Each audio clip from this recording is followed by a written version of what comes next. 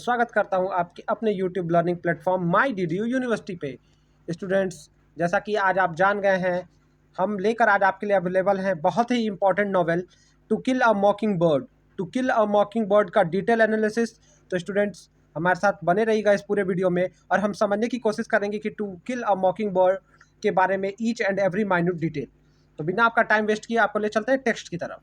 Students, ये जो work है वो नील हार्पर ली द्वारा रिटेन है और ये बहुत ही ब्यूटीफुल नॉवेल है और लॉर्ड्स इसमें बहुत सारे हिडन मैसेज छुपे हुए हैं और बहुत सारे डायरेक्ट मैसेज भी हैं। ये नॉवेल मॉडर्न टाइम्स का बहुत ही अच्छा नॉवेल है और बहुत सारे रेलिवेंट इशू को हाईलाइट करता है।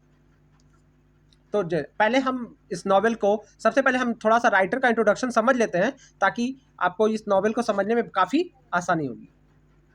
तो हार्पर ली के बारे में जान लेते हैं। तो she is a female writer and she was born in 1926। तो she was born in 1926 and the place was Monroeville, Alabama. ठीक है।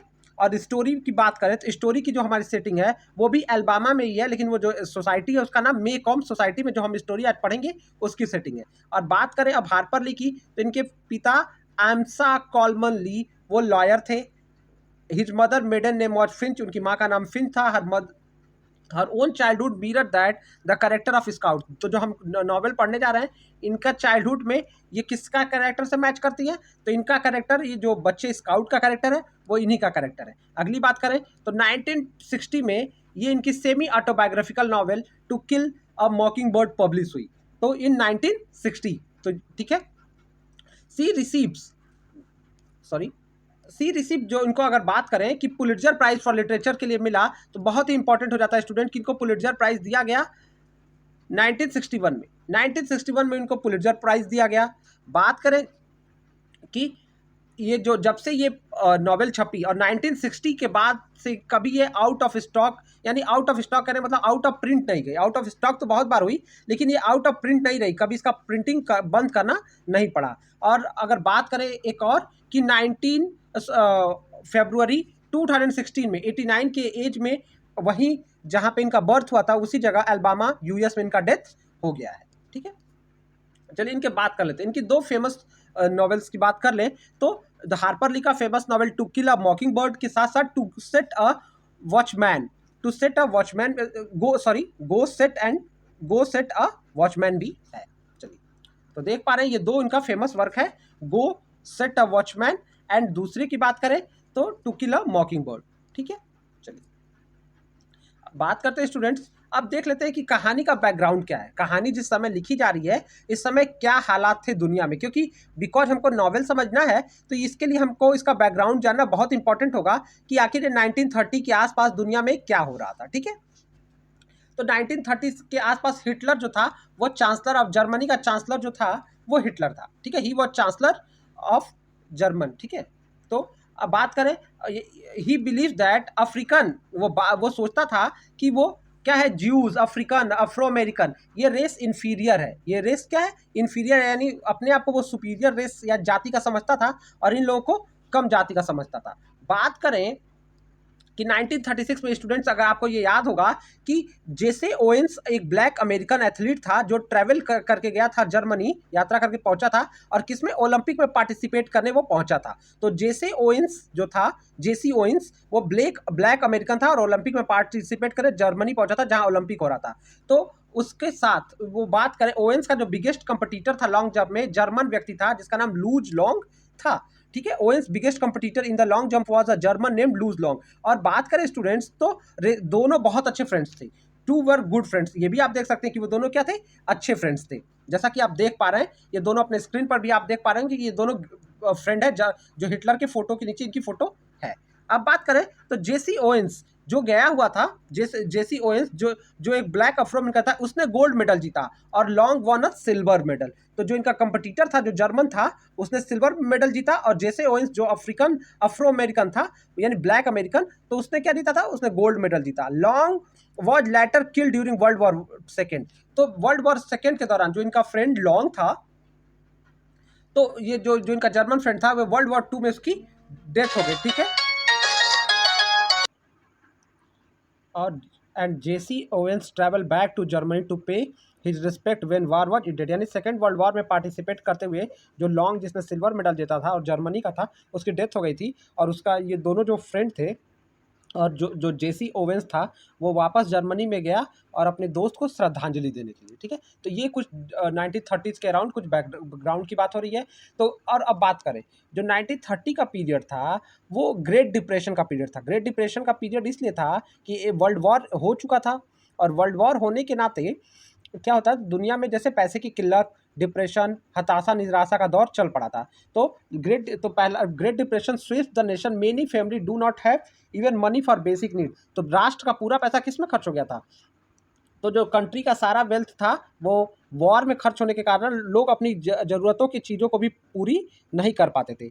और जो कह रहा है, जो पर कैपिटा इनकम था वो अल्बामा का, वो क्या हो गया था, 125 से लेकर $250 के आसपास बस था। तो ये बहुत कम राशि है, समझ लीजिए कि अपना जीवन यापन करने के लिए। और बहुत सारे साउदर्न जो ब्लैक्स थे वो कॉटन की खेती करके अपना जीवन का यापन कर रहे थे।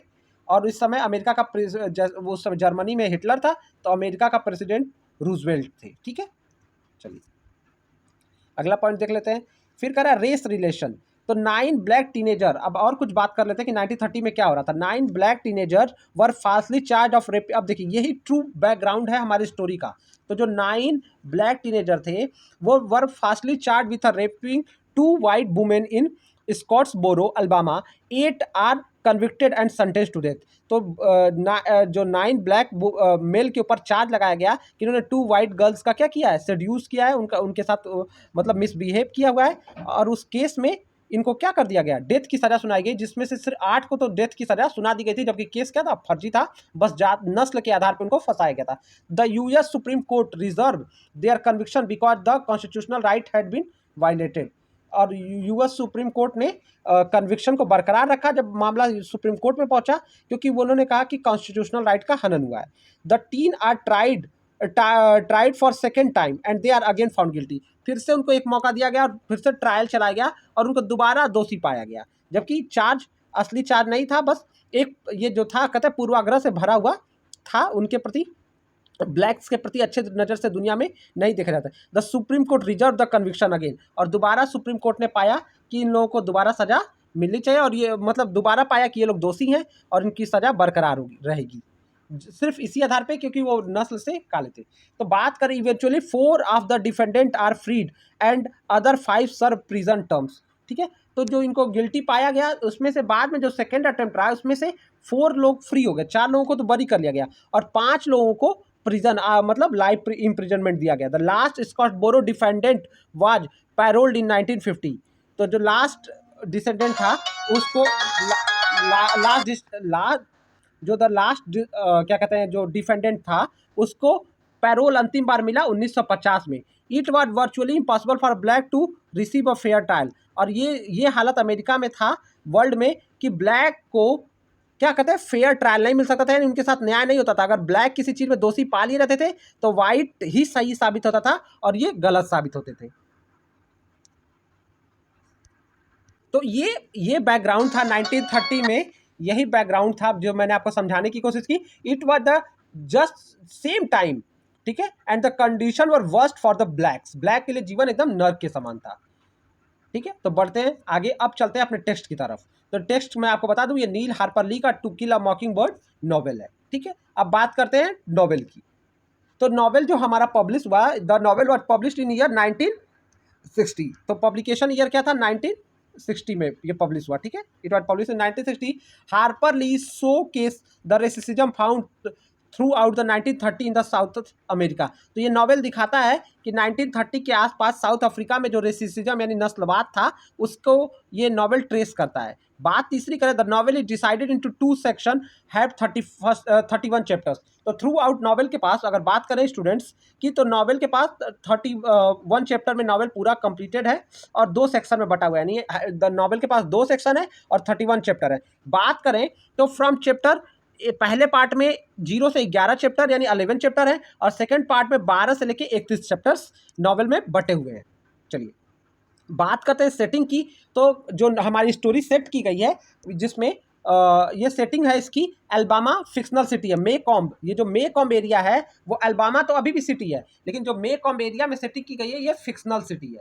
और जो स्टोरी सेट की गई है वो किस ईयर के आसपास की गई है? 1933 से 1935 के आसपास की बात की गई है, जब दुनिया में डिप्रेशन एज का बोलबाला था, या डिप्रेशन एज चल रहा था, वर्ल्ड वॉर हो चुका था, कंडीशन वर्स्ट थी, लोगों के पास खाने के लिए लोग मोहताज थे और गरीबी भी फैली हुई थी, बस अमीरों के पास ज़्यादा पर्याप्त पैसा था। Through the slavery had long been abolished, the southern Maycomb area continue to believe in white supremacy. चूंकि स्लेवरी जो अमेरिका में हम बात करें कि जो ब्लैक प्रेसिडेंट बनने से जो ये क्या कहते हैं, अमेरिका में चूंकि स्लेवरी का तो अंत हो गया था, ठीक है, और तो चूंकि देखिए ब्लैक प्रेसिडेंट तो अमेरिका में बन चुका था, अब्राहम लिंकन, ठीक है, लेकिन फिर भी 1933 और 1935 के आसपास का जो ये पीरियड है, उस समय भी वाइट सुप्रीमेसी चल रही थी, यानी जो सफ़ेद नस्ल के लोग थे उनका बोलबाला था, और ब्लैक्स की तो सुनवाई होनी मुश्किल थी। अब चूंकि मैंने आपको बैकग्राउंड में भी बताया, अब ये स्टोरी का सेटिंग के बारे में ये बात हो गई। फिर कह रहे हैं नॉवेल रिप्रेजेंट द पिक्चर, जो नॉवेल की बात करें तो नॉवेल पिक्चर जो पोर्ट्रेट कर रहा है, present the picture of 1930s of America society seen through out the eyes of scout Finch. जो यानी जो हमारा सेंट्रल कैरेक्टर है वो स्काउट फिंच है, जो एक गर्ल है, 8 year old girl in मेकॉम Alabama, जो 8 साल की बच्ची है, जो मेकॉम एल्बामा में रहती है, एलाबामा में रहती है। ठीक है, चलिए अब बात करते हैं कैरेक्टर्स की। तो स्टोरी में हमारा पहला कैरेक्टर जो आता है वो है स्काउट, ठीक है। तो then students talks about the characters. The very first and most important character of the novel is Scout. तो मैंने आपको बताया स्टूडेंट कि she is narrator of the story, तो वो क्या है, पहला पॉइंट हम याद रखेंगे। This video is very important for you student, just because कि through this video you get a lot of knowledge, ठीक है। और आप इस वीडियो से जो भी आपको इन्फॉर्मेशन प्राप्त हो रहा है उससे आप अपने एग्जाम में इसको इस्तेमाल कर सकते हैं, जो खास करके जो BA थर्ड ईयर के स्टूडेंट्स हैं उनके लिए तो काफ़ी यूजफुल है। तो चलिए देखते हैं। तो सी इज नरेटर, मैंने बताया था कि 5 to 8 ईयर की जर्नी ये नॉवेल कवर करता है। स्काउट कितने, तो ये वो प्रेजेंटली 5 ईयर्स की है, तो ये 5 ईयर्स टू 8 ईयर्स तक की ये जर्नी जो 3 साल में ये कवर होती है, ठीक है। ओके, और बात करते हैं कि एटिकस डॉटर, और वो क्या है, इसके फादर का नाम एटिकस है। देखिए सी डॉटर ऑफ एटिकस और जेम की सिस्टर, तो यानी इनका इसका जो दूसरा ब्रदर है वो कौन है, जेम है। जेम इसका ब्रदर है और वो एटिकस की डॉटर है।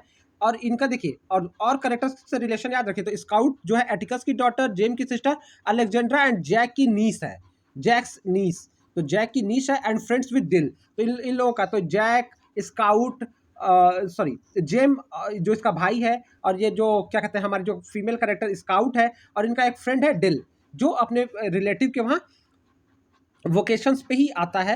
जब उसके माता चले जाते हैं तो वो अपने एक रिलेटिव के भरोसे छोड़ दिया जाता है। और आपको बताना चाहूँगा स्टूडेंट्स कि ये सेमी ऑटोबायोग्राफिकल नॉवेल है, यानी इसमें बहुत सारी जो इवेंट इस्तेमाल किए गए हैं वो राइटर के जीवन से मिलते जुलते हैं, ठीक है। तो during 3 years in the novel she grow from 6 year old to 9, तो 5 to 8 का रहा हूँ, 6 to 9 का भी हम मेंशन, तो आप तो 6 ईयर से वो 9 ईयर्स की तरफ वो बढ़ती है, ग्रो करती है। Scout is both innocent and intolerant, तो देखिए बहुत कुछ फीचर्स की बात करें तो वो क्या है, इनोसेंट है एंड इनटॉलरेंट, मतलब बहुत जल्दी अपना धैर्य खो देती है और उतावली हो जाती है। ऑफ एनीथिंग न्यू और डिफरेंट, तो कुछ भी नया हो तो उसके लिए वो क्या करती है, बहुत जल्दी उतावली हो जाती है, लेकिन बहुत मासूम है, बहुत अच्छी लड़की है। Although now an adult Scout look back at her the childhood and tell the momentous event and influential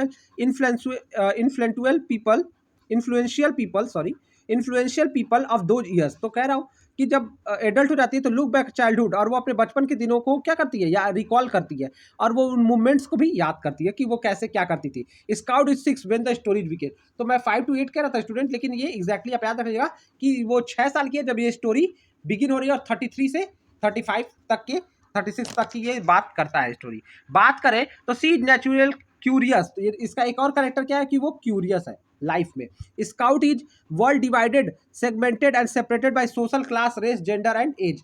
तो कह रहे स्काउट वर्ल्ड में जो ये सोचती है तो ये सोशल क्लास को भी, मतलब इसका अलग अलग नजरिया है, वो सोशल क्लास देखती है, रेस, जेंडर को लेकर इसका मन में अलग अलग बातें हैं, और ठीक है। और हमको स्टोरी के थ्रू आउट बहुत सारे इसके अलग अलग नजरियों का पता चलता है, लेकिन वो जेंडर, रेस बायसनेस के खिलाफ मतलब वो पूछती है अपने फादर से ऐसा क्यों है, क्या है, वो सारी बातें अपने फादर से पूछती रहती है कि इन लोगों के साथ भेदभाव क्यों होता है और ये लोगों को टॉर्चर क्यों सहना पड़ता है, ये सारी बातें। तो वो ये सब, इसका जीवन जो है सोशल क्लास, रेस, जेंडर से प्रभावित होता है। आई होप स्टूडेंट्स, मैं आशा करता हूँ आपको वीडियो समझ में आ रहा होगा। तो आगे बढ़ते, she is growing up and in a part from the trial of Tom Robinson. तो आपको बता देता हूँ स्टूडेंट की फ्रेंड्स है उनके साथ खेलती रहती है, और जैसा कि ये आप देख रहे हैं कि ये टायर के ऊपर ये बैठी हुई है और ये टायर का खेल खेलती है।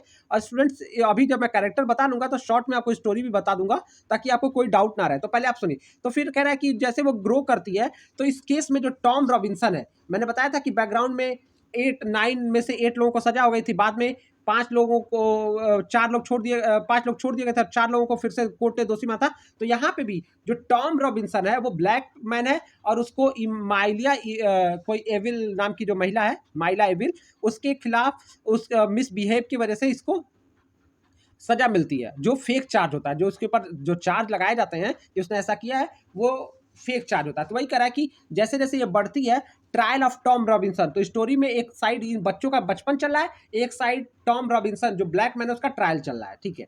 During the trial Tom Robinson she discovers mockery of society. तो जो टॉम रॉबिन्सन का ट्रायल चल रहा है, ट्रायल मतलब जब पेशी के समय उसके ऊपर मुकदमा चलाया जाता है, तो कह रहा है ट्रायल के टॉम रॉबिन्सन वो ब्लैक मैन है, उसी के ऊपर चार्ज लगा हुआ है। She discover mockery of the society, और जब उसका ट्रायल होता है तो उसको जो हमारा समाज है उसका धूर्तपना पता चलता है कि समाज कैसे लोगों को नस्ल के आधार पे, जाति के आधार पे, क्लास के आधार पे देखता है। And not able to know the cruel and able to know how cruel and violent people be. और जैसे जैसे उसका ट्रायल चलता है वो समझ जाती है कि दुनिया बहुत मतलबी है, लोगों के प्रति घृणा रखती है, और ये कि लोग कितने क्रूएल और वायलेंट होते हैं उसका उसको पता चलता है। टीचिंग, तो बात करें कि teaching of father help us to learn how the things were necessary to cope in the society. तो पिता की वजह से उसको पता चलता है कि कैसे चीज़ों को समझना है, देखना है, और कैसे सोसाइटी में तालमेल बैठा के रहना है। ये सोसाइटी ऐसी है लेकिन हमको इस सोसाइटी के साथ कैसे बिहेव करना है। कुछ चीज़ें हमें परेशान करती है लेकिन हमें ये नहीं है कि इस समाज के साथ अगर कोई बुरा कर रहा है तो बुरा बन जाना है। हमें अपनी अच्छाई बचा के रखनी है और उनको समझाना है, बुराई के खिलाफ ताकत से लड़ना है। ये सारी बातें, अच्छी अच्छी बातें वो अपने फादर से सीखती है, ठीक है। तो बात करें स्काउट के कुछ कैरेक्टर की, तो वो इंटेलिजेंट है, इमोशनल है, सेंसिटिव है। जो टॉम रॉबिन्सन के केस को लेकर सेंसिटिव, वार्म है, फ्रेंडली है, बहुत जल्दी मतलब अपने फ्रेंड से, पिता से भी इसका रिलेशन कैसा है, फ्रेंडली है। टॉम्बी है, इम्पल्सिव है, एडोरेबल है, लविंग है। Gains in maturity through out the novel, और पहले जब नॉवल शुरू होता है तो बहुत मासूम होती है, लेकिन जैसे जैसे केस की स्टोरी बढ़ती है, ट्रायल चलता है टॉम रॉबिन्सन का, तो हम देखते हैं कि हमारी जो कैरेक्टर स्काउट है, जो नरेटर भी है, वो मैच्योर हो रही है और वो चीज़ों को अच्छे से समझने लगी है। चलिए अब बात करते हैं इसका ब्रदर, जिसका नाम है जेरेमी एटिकस फिंच, जिसको हम जेम के नाम से जानते हैं। तो अगला कैरेक्टर हमारी स्टोरी का है Jem. The next character is Jem. तो जेरेमी एटिकस यानी जेम जो है, Finch is Atticus son and Scout elder brother, इसका बड़ा भाई है और 4 ईयर का बड़ा है। तो स्टूडेंट्स आपको याद रखना है कि ये 4 ईयर बड़ा है स्काउट से। ही इज अबाउट 10 to 13, तो 10 से 13 साल के आसपास का है। Jem is an adolescent boy, यानी वो अपने किशोरावस्था में, who is very athletic and active, यानी दौड़ भाग करने वाला, उत्साही, ऊर्जा से भरा हुआ ये लड़का है।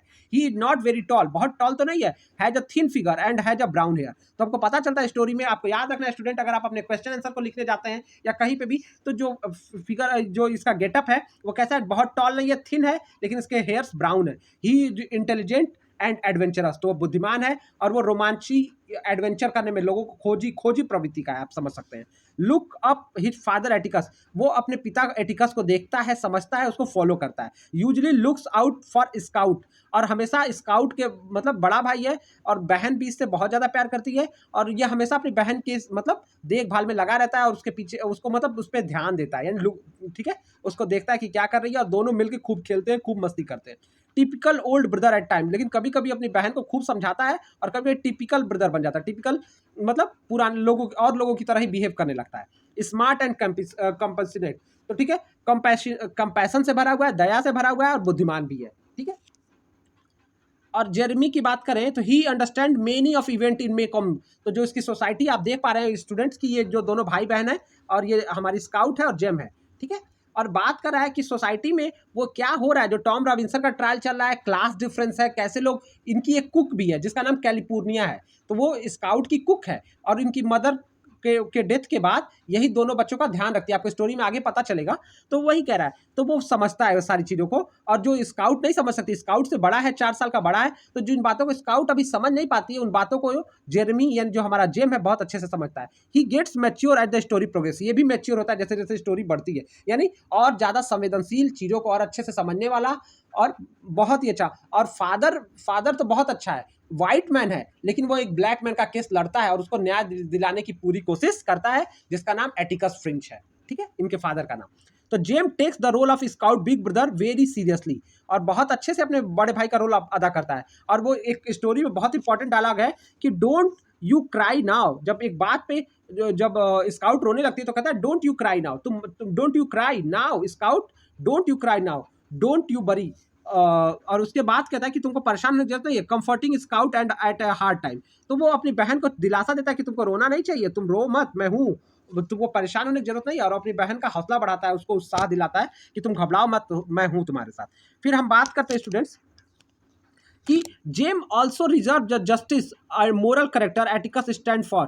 तो जेम भी अपने फादर की तरह ही है, जैसे उसका पिता एक आदर्शवादी करेक्टर है, उसी तरह से जेम भी, यानी पिता के संस्कार बच्चों को बहुत अच्छे से मिले हैं। शुरू शुरू में हम देखते हैं स्टोरी में कि स्काउट अपने पिता को समझ नहीं पाती है, लेकिन फिर वो एनालाइज करती है कि उसका पिता दुनिया का बहुत अच्छा पिता है, और इन लोग के लिए, और वही बात जेम पहले से ही समझता है। तो जेम मतलब अपने पिता का फोटो जेरोक्स कॉपी है, और वो भी अपने पिता की तरह अच्छे काम करता है, और वो अपने पिता को अच्छे से समझता है। ही wants one day stand for himself and which he wants to one day stand for himself, और वो खुद भी एक दिन लोगों के लिए खड़ा होना चाहता है, अपने पिता की तरह ही एक अच्छे कैरेक्टर के रूप में खड़ा होना चाहता है, बड़ा होना चाहता है। ह्यूमन एटिकस फिंच की बात करें तो वो, अब जो फादर के बारे में भी कुछ जान लेते हैं। तो फादर ऑफ स्काउट और जेम है, जो एटिकस फिंच हमारे कैरेक्टर है, जो तीसरा कैरेक्टर की हम बात कर रहे हैं स्टूडेंट, तो ये इनके फादर का कैरेक्टर है जो एटिकस है। तो वो फादर ऑफ स्काउट और जेम है, ए विडोवर है, यानी इनकी वाइफ की डेथ हो चुकी है, यानी स्काउट की और जेम की माँ नहीं है। एन अटॉर्नी यानी लॉयर है by profession, highly respected in society, और समाज में इनकी बहुत ज्यादा इज्जत है। और व्हाइट मैन है, कैसे मैन है, व्हाइट मैन है, ना कि ब्लैक मैन है, समझिएगा। लेकिन ये ब्लैक मैन का केस लड़ रहा है।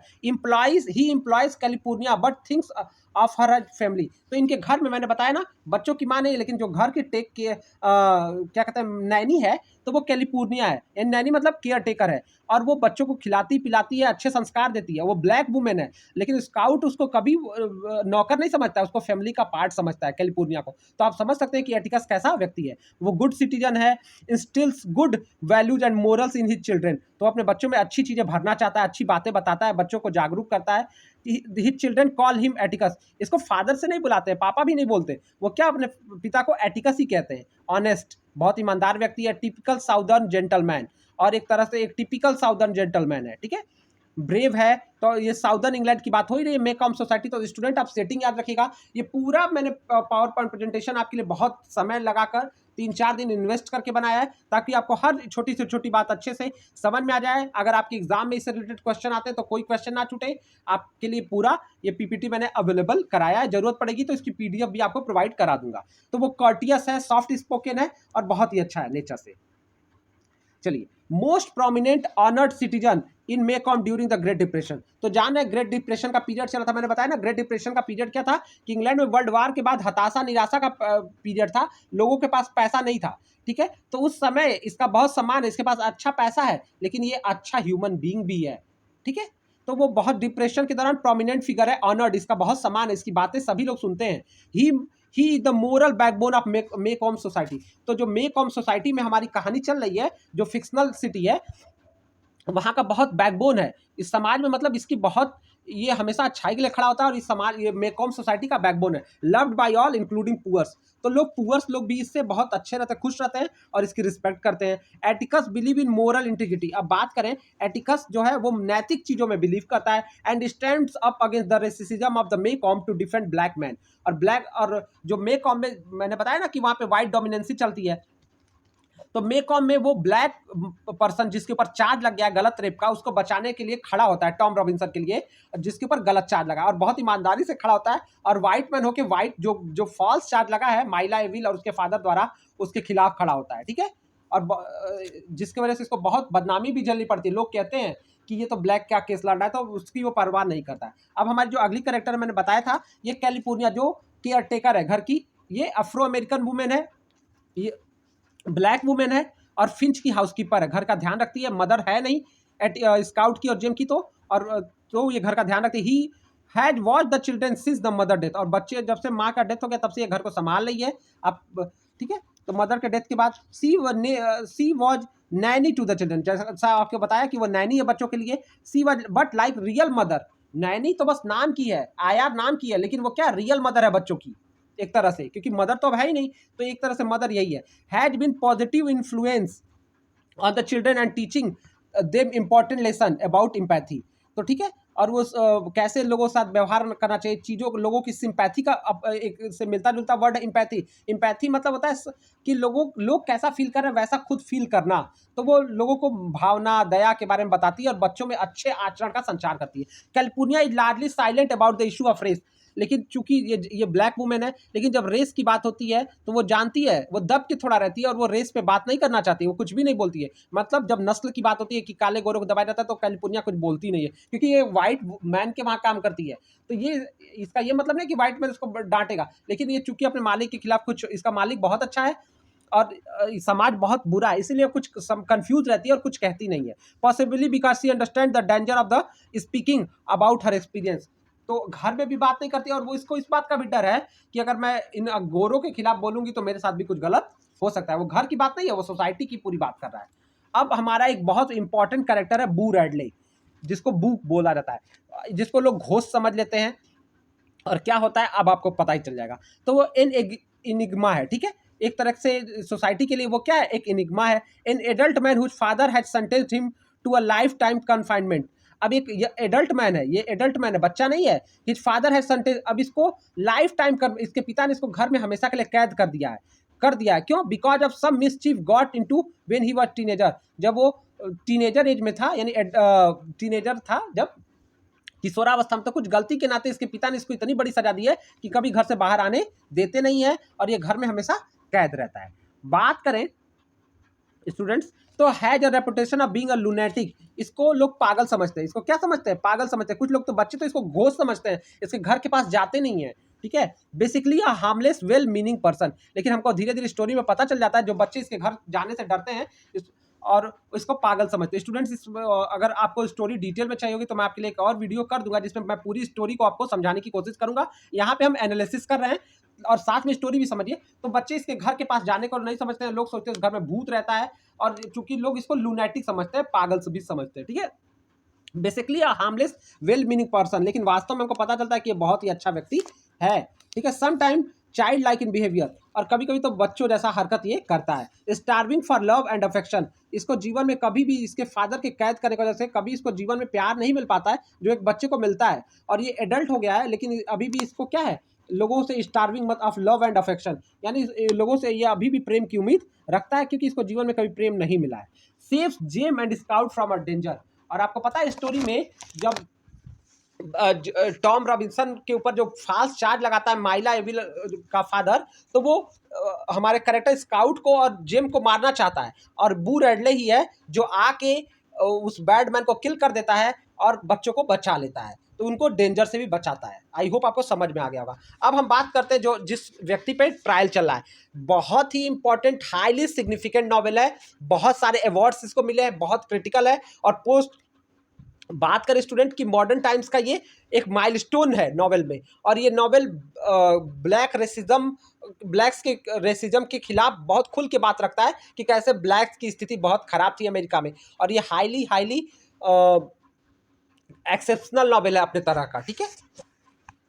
अब बताते हैं young harmless innocent hard working black man है, तो ये एक इनोसेंट हार्ड वर्किंग मैन है, क्लाइंट ऑफ एटिकस बन जाता है, चूंकि इसके ऊपर फास्ट चार्ज लग जाता है तो ये अपना लॉयर एटिकस को बनाता है, और एटिकस भी इससे फीस नहीं लेता है, इसका फीस न्याय के लिए लड़ने की कोशिश करता है, मानवता के लिए खड़ा होता है। Has a crippled left hand, अब इसका जो लेफ्ट हैंड है वो चोटिल है, कटा हुआ है, और फिर his left arm having caught in a cotton गीन एज अ चाइल्ड, जब बच्चा था और कॉटन मिल में, बताया ना आपको, बताया था स्टोरी में जब बैकग्राउंड बता रहा था कि लोग कॉटन पे जीविका चल रही थी, लोग कमा खा रहे थे ब्लैक पर्सन, तो जो गरीब थे वो लोग कॉटन के थ्रू, तो कॉटन मिल में जब वो कॉटन डालने का काम कर रहा था तभी बचपन में इसका हाथ कट गया है, यानी एक लेफ्ट हैंड से क्रिपल्ड है, विकलांग है। मैरिड एंड हैव 3 चिल्ड्रन, ये शादीशुदा है लेकिन उसके 3 बच्चे हैं। Work on the form belonging to miss Link Deas. तो मिस्टर लिंक डियाज के फर्म पे काम करता है वाइट मैन फ्रॉम 8 ईयर्स। 8 साल से उसके वहाँ काम करता है, लेकिन इसके खिलाफ कोई शिकायत नहीं है और इसके पास 3 बच्चे ऑलरेडी है, मैरिड भी है। ही सिंपैथाइजेज विथ माइला, चूंकि माइला के साथ मिसबिहेव है, वो माइला के लिए क्या रखता है, सिंपैथी रखता है, क्योंकि जो माइला का फादर है यही वाइट वुमेन है जिसके ऊपर रेप के चार्ज में इसको सजा होती है। तो ये माइला जो है हमारी कैरेक्टर, ये इसका फादर इसको माइला को पीटता है, और चूंकि उसकी उसके फादर से इसको सिंपैथी है, वो माइला को बचाना चाहता है उसके फादर से, लेकिन उसकी मदद करने के चक्कर में खुद फंस जाता है और फर्जी चार्ज उसके पिता द्वारा इसके ऊपर लाद दिए जाते हैं। और struggle he faces during the day walk past in the Ewell house. तो इविल हाउस जो, सॉरी माइला इविल है, तो उसके घर में जो मारपीट का जो माहौल, इसका फादर ड्रंकर है, क्योंकि वो बस अपने आप को इसलिए बड़ा समझता है क्योंकि वो नस्ल से सफ़ेद है, गोरा है, तो वो अपने आप को ब्लैक से ऊपर समझता है और इनके ऊपर फाल्स चार्ज लगा देता है। He is accused of beating and raping a white girl Mayella Ewell का के ऊपर इसके ऊपर रेप का चार्ज लगता है और उसको मारने पीटने का चार्ज इसके ऊपर लगा दिया जाता है, जो चार्ज, जबकि इसकी बेटी को अपनी बेटी को मारने वाला माइला का फादर खुद रहता है, लेकिन वो इस ब्लैक मैन को फंसा देता है उस केस में। The jury ultimately decide to reject both narrative of event and his identity. लेकिन हमको पता चलता है कि जो कोर्ट सिस्टम है वो भी इस व्यक्ति के पक्ष में खड़ा नहीं होता है, और इसके इसके जो ये कहता है कि एक तो मेरा लेफ्ट हैंड काम नहीं करता है, क्रिपल्ड हूँ मैं लेफ्ट हैंड से, वो सारी दलील कोर्ट खारिज कर देती है और उसको दोषी मान लेती है, ठीक है। और उधर एटिकस अपना पूरा वो लगा देता है और उसको क्या कहते हैं, चूंकि इसके ऊपर चार्ज इसीलिए कोर्ट तय कर देती है क्योंकि ये ब्लैक मैन है, बस तो ये गलती किया होगा, ब्लैक मैन है तो दोषी ही होगा, ये वाली भावना रहती है। और जबकि एटिकस पूरी कोशिश करता है कि इसको न्याय दिला सके। 17 bullets ultimately seal Tom fate as he try to, जब इसको सजा सुना दी जाती है कि इसको दोषी पा लिया जाता है, तो ये भागने की कोशिश करता है और इसको 17 गोली मार दी जाती है। 17 बुलेट्स इसके जो गार्ड्स होते हैं, जो पुलिस गार्ड्स होते हैं, उसको 17 गोली मार देते हैं जब वो कन्विक्शन से, यानी जब गिल्टी फाउंड हो, इसको गिल्टी प्रूव हो जाता है। गिल्टी ये खुद एक्सेप्ट नहीं करता है, लेकिन कोर्ट कहती है कि भाई इसने गलती की है, और भागने के चक्कर में सोचता है सजा हो जाएगा और इसको गोली मार दी जाती है। अब हमारे पास एक बहुत इंपॉर्टेंट कैरेक्टर बच गया था स्टूडेंट, जो स्काउट और जेम का फ्रेंड है, डिल, ठीक है। तो एक close friend of Jem and Scout, ठीक है, usually lives in Maycomb, during मेकॉम में रहता है, Maycomb during the summer stay with a relative. Maycomb में बस समर के महीने में आता है, गर्मी की छुट्टियां बिताने आता है अपने एक रिलेटिव के वहाँ, क्योंकि इसके पेरेंट्स वहाँ पे इसको छोड़ के अपने बाहर चले जाते हैं। He lacks a stable home life, इसको स्टेबल यानी जो कहते हैं मतलब एक निश्चित घर का इसको लाइफ नहीं मिलता है, कभी यहाँ रहता है, कभी किसी रिलेटिव के वहाँ, कभी किसी के वहाँ रहना पड़ता है। Moves relative to relative express feeling unwanted, और जैसे लगता है कि ये फेंका हुआ लड़का है, कि कोई इसके जो कभी कोई किसी रिलेटिव के वहाँ इसको कोई छोड़ देता है, कोई दूसरे रिलेटिव के वहाँ इसको छोड़ देता है, और लोग अपने इसको घरों से दूसरे के घर जाना पड़ता है। तो ये मेकॉम में यानी जब आता है अपने रिलेटिव के वहाँ, तब ये बच्चे स्काउट और जेम से मिलता है, और हमेशा समर में ही आता है, गर्मी की छुट्टियों के वक्त ही उसका टर्न इस रिलेटिव के वहाँ होता है। A young outsider of the town, his naturally curiosity inspired the Finch children to study and question the world around them. तो ये बहुत इमेजिनेटिव लड़का है, और इसके अंदर क्यूरियोसिटी भरी हुई है बहुत सारा, और ये बहुत सारे क्वेश्चन को, बच्चों की जिज्ञासा को बढ़ाता है और तरह तरह के क्वेश्चन को जानता है, जिसको और उन बातों को उठाता है कि अरे यार ये ऐसा क्यों है, उस घर में भूत क्यों नहीं, वहाँ जाता कोई क्यों नहीं है, जो बू रेडले का घर है। और बच्चे भी कहते हैं हाँ यार ऐसा हम क्यों नहीं करते हैं, क्यों नहीं जाते हैं, हाँ वहाँ पक्का घोस्ट होगा, ये बड़ी बड़ी बातें बनाता है, ठीक है। टेल अ बिग स्टोरीज, मैं बताया ना वो बड़ी बड़ी बातें बनाता है, अपने मन से नए नए इमेजिनेशन कर लेता है, जैसा एक बच्चे को करना चाहिए। और his stories about his experience, और वो जो स्टोरी है वो सुनाता है, वो अपने एक्सपीरियंस पे सुनाता है, तरह तरह का जो अपने सीखा रहता है, ठीक है। और कई बार तो हमको लगता है जब हम स्टोरी पढ़ते हैं कि इसकी बातों पे यकीन नहीं किया जाती, लेकिन हमको हंसी भी आती है, और हम समझ सकते हैं कि ये ऐसा क्यों करता है, क्योंकि ये बहुत बच्चे को अच्छे से माता पिता का प्रेम नहीं मिल पाता है, और ये इधर उधर इसको भटकने के लिए छोड़ जाता है। Has been deprived of love and affection, तो माता पिता के लव एंड अफेक्शन से ये वंचित रहा है। Deal is intentionally imaginative and sensitive boy, लेकिन ये बहुत अच्छा लड़का है, इमेजिनेटिव भी है और सेंसिटिव भी है। Whose uses his imagination to hide loneliness and pain, और हमको पता चलता है कि वो जो अपना एकाकीपन है, क्योंकि वो अपने कनेक्टेड नहीं फील करता है, तो वो नई नई कल्पनाएं इसलिए करता है कि वो अपने क्या कहते हैं लोनलीनेस को और अपने दर्द को भुला ना सके, क्योंकि वो उसके माता पिता उसको छोड़ के और उसको एक रिलेटिव से दूसरे रिलेटिव के वहाँ जाना पड़ता है बार बार, ठीक है। तो इसके वजह से इसको क्या कहते हैं लोनलीनेस फील होता है। Dill empathy extend to Tom Robinson trial case. Dill को भी, यानी जो ये तीनों फ्रेंड भी हैं जिसमें 2 भाई बहन है और ये डिल है, ये तीनों टॉम रॉबिन्सन के लिए बहुत सहानुभूति रखते हैं, एम्पैथी रखते हैं। As he laments on the way in which mister Gilmer the prosecutor cross examining Tom. और ये बच्चे अपने पिता के साथ, तो ये सारे जो बच्चे जेम है, स्काउट है, वो ट्रायल देखने की कोर्ट रूम में, चूंकि इनका फादर वकील है तो इन बच्चों को अंदर से आसानी से कोर्ट रूम में जाते हैं, और ये बच्चे जब ट्रायल सुनते हैं कि क्या क्या उसके ऊपर चार्ज लगाया है, कैसे बहस हो रही है, तो बच्चे बहुत प्रभावित होते हैं और वो भी चाहते हैं कि टॉम रॉबिन्सन छूट जाए, वो अच्छा व्यक्ति है, और ये सारी बातें होती हैं। अब ये देखिए, जब जब टॉम रॉबिन्सन का केस चलता है तो डिल कैसे रिएक्ट करता है, वो कहता है the hell white people give coloured folk without even stopping to think that they are people too. कह रहा है कि ये कैसे, व्हाट द हेल, मतलब क्या नरक है, ये कैसा बेकार वाहियात जगह है कि वाइट पीपल, मतलब ये दुनिया को कह रहा है कि white people give coloured folks without even stopping to think they are, ये लोग नकली झूठ बनाते हैं, दूसरे के ऊपर आरोप लगा देते हैं, ये भी नहीं सोचते कि ये भी व्यक्ति इंसान है, इसके ऊपर ऐसा क्यों कर रहे हैं। अब बॉब इविल, यही बॉब इविल जो है, यही माइला इविल का फादर है जो उसके ऊपर चार्ज लगा देता है। तो Bob Ewell is a patriarch of Ewell family, Ewell family. तो बॉब इविल, इविल नहीं एविल, ठीक है, represent the lowest socio economic class. तो लोवेस्ट क्लास है ये, वाइट, ये मतलब रेस से तो वाइट है लेकिन लोवेस्ट क्लास का है, और ये ड्रंकर्ड भी है, और ये अपना खर्चे चलाने के लिए क्या करता है, तरह तरह की हरकतें भी करता है। ही इज एंटीथेसिस, यानी ये ठीक जो एटिकस अच्छाई का प्रतीक है, तो ये वाइट मैन होके बुराई का प्रतीक है। दोनों वाइट मैन है, एक अच्छाई के लिए लड़ रहा है और एक बुराई का प्रतीक है। He is only who is guilty and deserving the punishment. तो जो सजा टॉम रॉबिन्सन को मिल जाती है और पनिशमेंट मिलता है, वास्तव में उसका दोषी तो बस यही रहता है। He is aggressive and spiteful, ये बहुत ही मतलब उतावला व्यक्ति है और बहुत एग्रेसिव, गुस्से वाला और बहुत तैश में आ जाने वाला व्यक्ति है। Mister ईवेल desperately cling to his fact that it is effectively gives him a free pass of his behavior।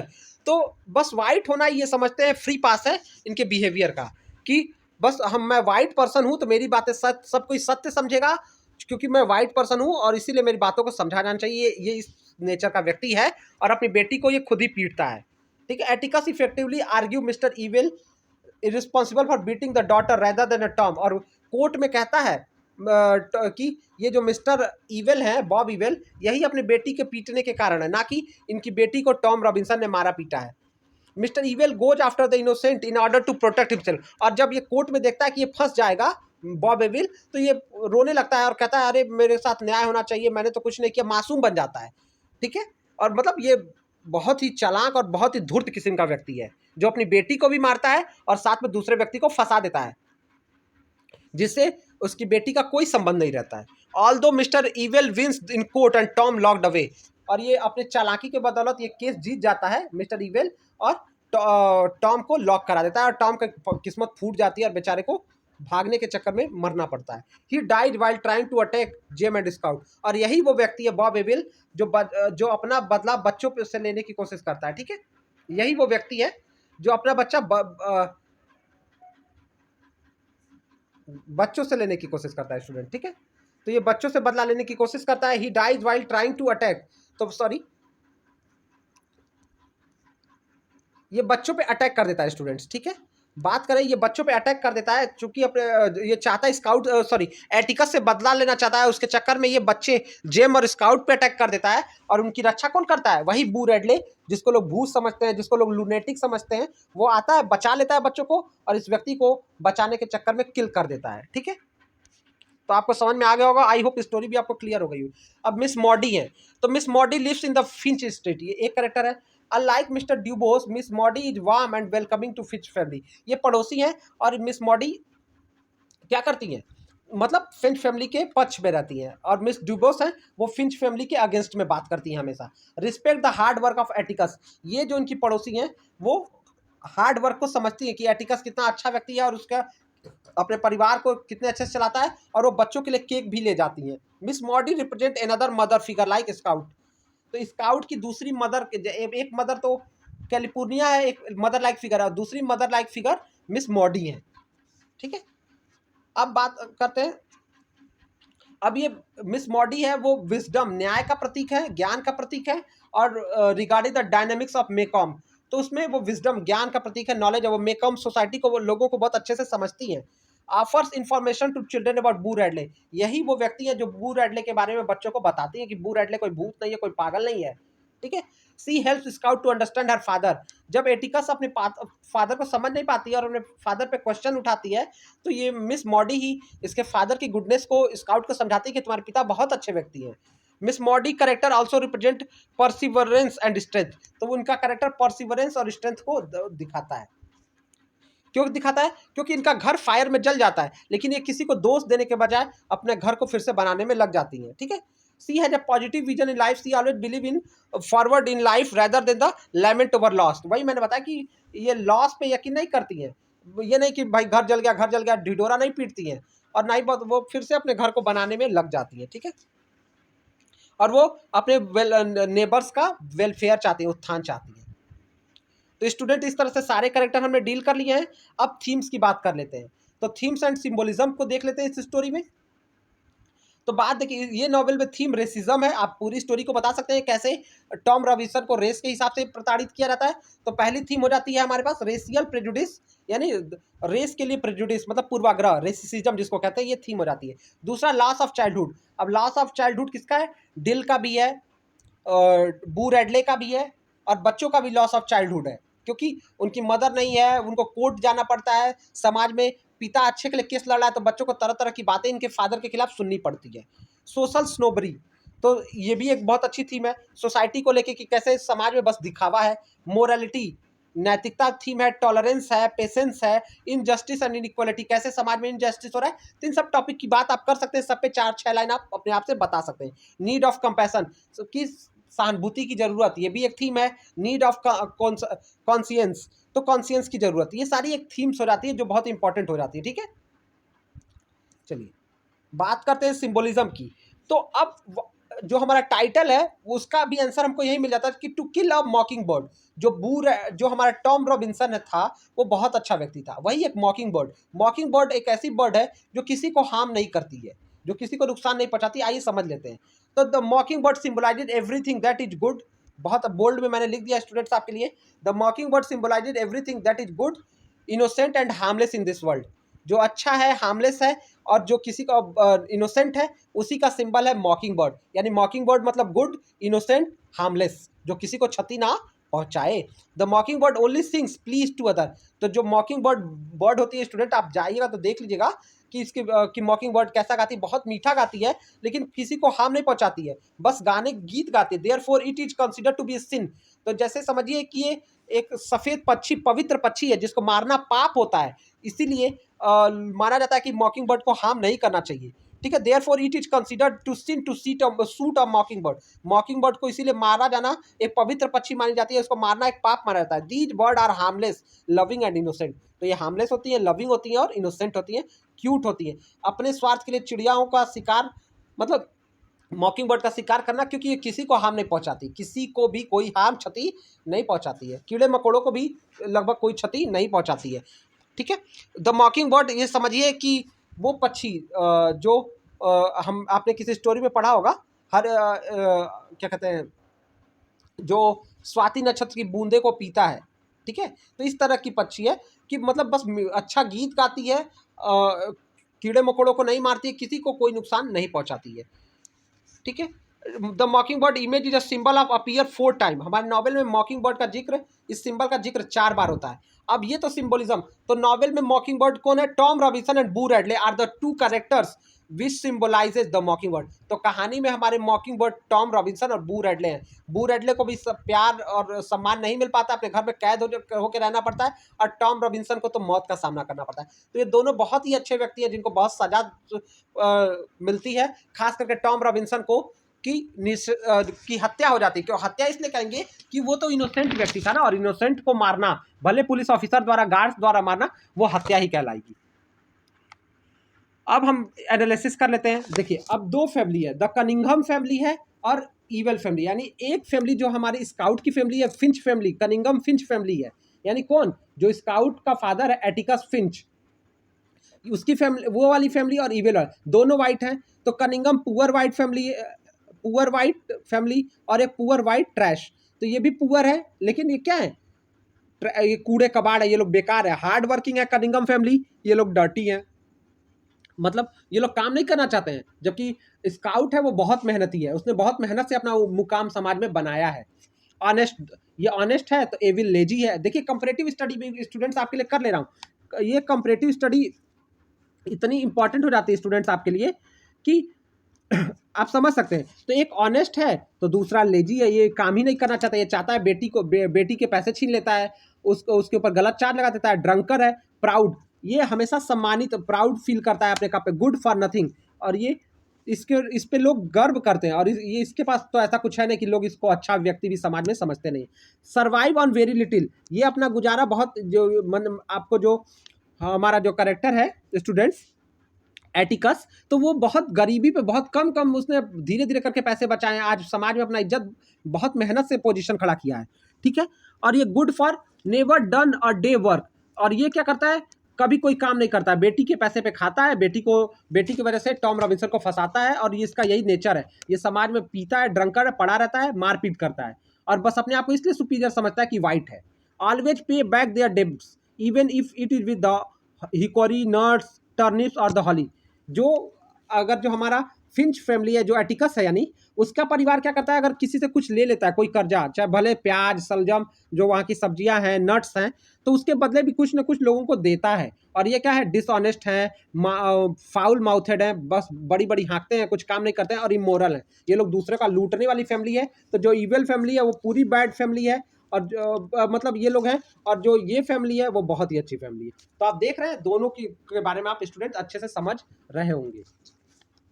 अब बात कर लेते हैं स्टोरी में ब्लैक कम्युनिटी को कैसे दिखाया गया है। तो यही तो इंपॉर्टेंट है, उन ब्लैक कम्युनिटी को बताया गया कि ये लोग सिंपल होते हैं, ऑनेस्ट होते हैं, क्लीन अच्छे से रहते हैं, साफ सफाई से रहते हैं, गुड हार्ड वर्किंग होते हैं, गुड फियरिंग होते हैं, लोग डरते भी हैं, ये लोग डरते हैं और हार्ड वर्किंग होते हैं, कठिन परिश्रम करके अपना जीवन चलाते हैं। चूंकि आपको पता ही है कि टॉम रॉबिन्सन एक मालिक के वहाँ 8 साल से काम कर रहा है, और बचपन से काम कर रहा है, चाइल्ड लेबर से उसका हाथ भी कट जाता है वो कॉटन मशीन में, ठीक है। तो ये कॉटन पिकिंग पे इनका जीवन चला, ये लोग गरीब हैं, ऑपरेस्ड हैं, दबाए गए हैं, और क्या कहते हैं, रिस्पेक्टफुल हैं, ठीक है, इनको इज्जत, इनका सम्मान होता है। Had a strong character than most of the white, और ये लोग मतलब आत्मसम्मानी लोग हैं, भले ही ये लोग ज़्यादा पढ़े लिखे नहीं है, लेकिन ये आत्मसम्मानी लोग हैं और स्ट्रॉन्गर हैं, मतलब करेक्टर से स्ट्रॉन्ग है, बेकार करेक्टर नहीं है। अप्रेस्ड है, अनएजुकेटेड है, डिस्क्रिमिनेटेड अगेंस्ट, इनके खिलाफ पक्षपात किया जाता है, अनएजुकेटेड है, हार्ड वर्किंग है लेकिन अनएजुकेटेड है। अप्रेस्ड मतलब जो समाज में दबाए गए हों।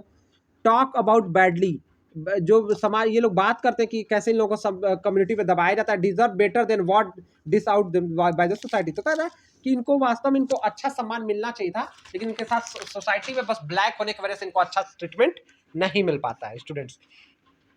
तो आई होप, मैं आशा कर रहा हूँ कि आपको चीज़ें समझ में आ गएंगी। अब हम कुछ ऑटोबायोग्राफिकल एलिमेंट देख लेते हैं, कैसे ये स्टोरी जो हमारी राइटर है नील हार्पर ली, और ये कैसे एटिकस और फिंच फैमिली की स्टोरी स्काउट की फैमिली से ये ऑटोबायोग्राफिकल है। तो कुछ बातें स्टूडेंट इसको समझ लेंगे तो आपका समझना आसान रहेगा। Harper Lee father Amasa Coleman Lee was attorney, तो हार्पर ली जो हमारे राइटर के फादर है वो भी एक लॉयर थे, और हम देखते हैं स्काउट के फादर भी सिमिलर टू एटिकस फिंच, यानी एटिकस जो है स्काउट का फादर वो भी लॉयर है। तो राइटर कहने का मतलब आप समझ सकते हैं कि स्काउट ये खुद हैं, और ये अपने बचपन की स्टोरी को थोड़ा बहुत चेंज करके लिख रही हैं। Lee's good friend Truman Capote once said, Lee का एक दोस्त है ट्रूमैन कॉम्टे, और वो कौन है स्टोरी में, वो डिल है, ठीक है। Her father was a lawyer and she and use I go to trial, ये भी अपने पिता के साथ, जब इनके पिता केस लड़ते थे तो वो जाती थी। All the time as a children we want the trial instead of going to the movie, हम मूवी नहीं जाना चाहते थे, हम अंकल के साथ, यानी स्काउट के साथ और अंकल के साथ हम लोग ट्रायल देखने जाते थे कि कोर्ट में क्या हो रहा है, क्या हो रहा है। तो ये सारी बातें आपको दिख रहे हैं कैसे स्काउट भी जाती है, कैसे ये सारे ऑटोबायोग्राफिकल एलिमेंट है। In 19 he unsuccessful defended two black man accused of a murder after they were convicted, hanged and mutilated, मतलब उनको काट दिया गया, उनको हैंग कर दिया गया, उनको सजा दी गई। He never tried another criminal case, और इसके बाद इनके पिता ने, जिनका नाम क्या था, कोलमन ली, एम्सा कोलमन ली, उन्होंने कभी किसी और का केस लड़ा ही नहीं। इतने वो प्रभावित हुए, इतने मतलब द्रवित हो गए कि उन्होंने कभी किसी और का कोई केस लड़ना, वकालत छोड़ने का निर्णय कर लिया, क्योंकि वो उनको न्याय दिला नहीं पाए थे। इसी तरह इस स्टोरी में भी देखते हैं कि क्या होता है, वहाँ पे उसको कोर्ट से सजा हो जाता है और यहाँ पे इनको गोली मार दी जाती है। बस स्टोरी में थोड़ा बहुत अंतर है, यही सारी बातें जो बिल्कुल मैच करती है दोनों की लाइफ से, ठीक है। अब हम बात करते हैं जेम वर्सेस एडविन। तो जेम कौन है? जो इनका भाई एडविन था वही जेम है, और यहाँ पे यानी नील हार्पर ली का भाई एडविन और स्काउट का भाई जेम, तो दोनों सिमिलर है। Lee had an elder brother named Edwin who is like the fictional Jem 4 year, और उनका भी बड़ा भाई इनके साथ बहुत फ्रेंडली था और 4 साल का बड़ा था, और जैसे कि हम स्टोरी में जेम है स्काउट से 4 साल बड़ा। आपको समझ में आ रहा होगा student. Dill versus Truman Capote. तो इनका फ्रेंड कौन था? ट्रूमैन कॉम्टे, जो डिल है स्टोरी में कौन है वो करेक्टर डिल है। Just as Dill lived next door, और डिल जैसे नेक्स्ट डोर पे रहता था, घर के बगल में इनके यहाँ रहता था, तो ये इनका दोस्त जो है समर में आता था, ट्रूमैन कॉम्टे आता था समर में, ये जब बचपन में थी अपने, और इनके बगल के घर में ही रहता था with his aunt while her mother visited New York. जब इनकी माँ न्यूयॉर्क चल जाती थी तो उसको यहीं छोड़ जाती थी और वो अपने उस रिलेटिव को वहाँ आके रहता था। तो वो इनका असली फ्रेंड का नाम क्या है? ट्रूमैन कॉम्टे, और वो स्टोरी में कौन है? वो डिल है। तो ये सब ऑटोबायोग्राफिकल एलिमेंट है स्टूडेंट, ये सब आप अपने आंसर में डालेंगे, आपका आंसर बहुत रिच बनेगा। कॉम्टे हैड इंप्रेसिव इमेजिनेशन, और उनका वो भी बहुत कल्पना करता था। जो इनका फ्रेंड है कॉम्टे, वो बहुत इमेजिनेटिव था, और ठीक है, और बहुत बड़ी कहानियां सुनाया करता। Truman Capote mentioning the character of Boo Radley to kill a mockingbird describe detail as considered a biographical. ये कह रहा है कि जो बू रेडले का कैरेक्टर है, ये झूठा कैरेक्टर हमारे राइटर ने नहीं लिखा, ये भी एक राइटर है, ट्रूमैन कॉम्टे भी एक राइटर है, और वो एक इंटरव्यू में ये बातें करता है कि वो कहता है कि ये ऑटोबायोग्राफिकल कैरेक्टर है, ये झूठा कैरेक्टर नहीं है। जो नील हार्पर ली ने कैरेक्टर बनाया है बू रेडले का, वो सच्चा कैरेक्टर है। In my original version other voices, इसने एक किताब लिखी है अदर वाइसेस अदर रूम, इनकी एक किताब है, किसकी? ट्रूमैन कॉम्टे की। उसमें ये कहते हैं I had same man living in the house that use to leave the thing in the tree, जो पेड़ों पे चीज़ें छोड़ जाया करता था, and I took that out, और हम उसको लेके, जैसे स्टोरी में भी होता है कि वो पेड़ों पे कुछ रहता है और ये बच्चे पाते हैं, तो वही वास्तव में होता था। कोई था जो छोड़ जाता था और हम वो चीज़ें उतार लिया करते थे, वो चीज़ें लेकर खा लिया करते थे। He was a real man, वो सही का व्यक्ति था। And he live just down the road from us, तो वो हमसे जस्ट थोड़ा सा दूर रहता था। We use to go to these things out of the trees, everything she wrote about the absolutely true, यानी जितना भी उन्होंने बताया है वो स्टोरी में वो सारी बातें ट्रू है। और ये एक इंटरव्यू अपने उन्होंने इस सारी बातों को ट्रू माना है और अपनी बुक में इसको जगह भी दी है, और बहुत सारे इंटरव्यू प्लेटफॉर्म पे इस बात को स्वीकारा है। But you see I take something and transfer it to some gothic dream done in entirely different way. लेकिन हमने जो गोथिक बात की है ये नहीं होता था, लेकिन एक ऐसा व्यक्ति था जो पेड़ों पे हमारे लिए रख देता था, और वो सारी बातें बस गोथिक एलिमेंट यानी जो हॉरर एलिमेंट है, हमने बताया कि भूत था, ये सब थोड़ा सा गलत था बस, लेकिन वो व्यक्ति ऐसा था। तो अब हम बात करते हैं जेनर, लैंग्वेज और टोन की। तो जेनर के रूप में ये नॉवेल क्या है? ये एज अ बिल्डिंग रोमन है। बिल्डिंग रोमन क्या होता है? बिल्डिंग रोमन वो नरेटिव टेक्निक है कि जिसके क्या कहते हैं, जो व्यक्ति क्या करता है लीनियर रूप में, उसमें करेक्टर का जब ग्रोथ होता है कि पहले वो थोड़ा थोड़ा मतलब उसके ग्रोथ को, डेवलपमेंट ऑफ लाइफ को दिखाता है, तो वो ये नॉवेल क्या है? एक बिल्डिंग्स रोमन है, ठीक है। उसको स्टूडेंट आप जाके देख सकते हैं, सर्च कर सकते हैं कि क्या होता है, ठीक है, और अच्छे से समझने के लिए। लेकिन आप समझ लीजिए कि एक लीनियर ग्रेजुअल डेवलपमेंट को बिल्डिंग्स रोमन ट्रेस करता है। To kill a mockingbird entire moral growth of two character, दो कैरेक्टर का मोरल ग्रोथ है, Scout and Jem Finch a young children. कैसे इन लोग का स्लोली स्लोली ये लोग बड़े होते हैं और कैसे ये चीज़ों को सीख रहे हैं, ये इनका मोरल ग्रोथ हो रहा है, इसलिए नॉवेल क्या है? बिल्डिंग्स रोमन है। और हम बात करें लैंग्वेज की, तो language of Scout will be that of her as a child and other times she will be speaking to the voice of an adult.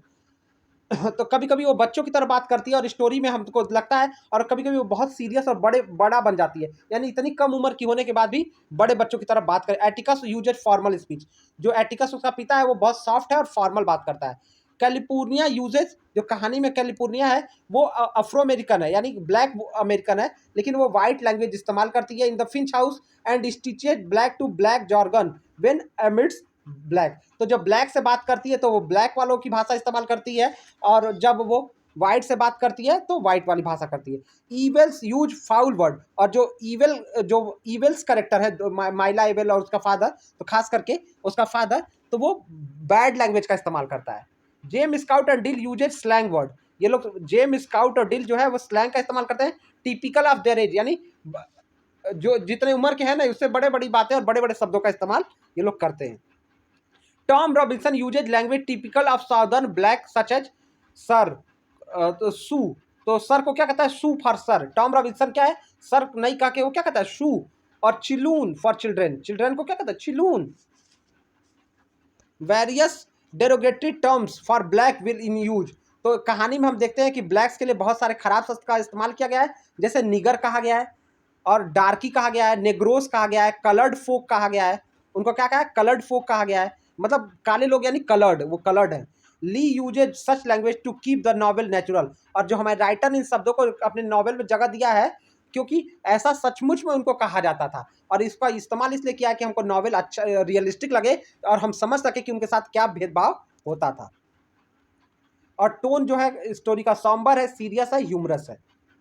अब ठीक है, तो इस तरह से स्टूडेंट ये लीगल सेग्रीगेशन ऑफ अल्बामा की बात करता है, और इस तरह से आई होप कि, और ये बात है जो एक लेडी है इस स्टोरी में 1930 में मॉर्फिन का सेवन और उसकी बात की जा रही है, जो इसका फादर है वो यूज करता है, किसका, माइला एविल का, बॉब एविल जो है वो मॉर्फिन एडिक्ट है और सारा है। तो दिखाता है, इस स्टोरी में दिखाया गया कि कैसे मॉर्फिन बेचा जा रहा था, और वाइट वुमेन जो एक करेक्टर में है उसका नाम मैं आपको बता देता हूँ, मिसेस डुबोस, जो हमेशा फिंच को गलत ठहराने की कोशिश करती हैं, और ये भी पड़ोसी हैं इसकी, और वो विडोवर है, और लेकिन ये क्या चलाती हैं, प्रॉपर्टी ओनर है और मॉर्फिन बेचती हैं, मेडिकल पर्पज के लिए मॉर्फिन का इस्तेमाल किया जाता था, लेकिन इसको वो ज़्यादा नशे के रूप में प्रोड्यूस करती हैं और एडिक्ट कर देती हैं लोगों को, यानी एक तरह का नशे का सेवन का बढ़ावा दे रही हैं, क्योंकि मॉर्फिन का यूज बस पेन को कम करने के लिए किया जाता है, तो ये लेकिन इसका ये लोगों को एज ए ड्रग्स सोल्ड कर रही है। तो स्टूडेंट आपको आई होप पूरी स्टोरी समझ में आ गई होगी, सारे कैरेक्टर समझ में आ गए होंगे, थीम, टाइटल, हमने हर चीज़ की बात बहुत अच्छे से की है। आशा करता हूँ आपको मेरा वीडियो लेक्चर बहुत अच्छा लगा होगा। तो अगर आपको पसंद आएगा तो आप कमेंट करके बताइएगा कि आपको किस नॉवेल का वीडियो चाहिए, और उसकी डिटेल एनालिसिस चाहते हैं, ताकि आपका एग्जामिनेशन बहुत अच्छा हो, आप और नॉलेज सीख सकें। Thank you so much learners. Video को लाइक सब्सक्राइब करिएगा, फ्रेंड्स की भी शेयर करिएगा। Thank you.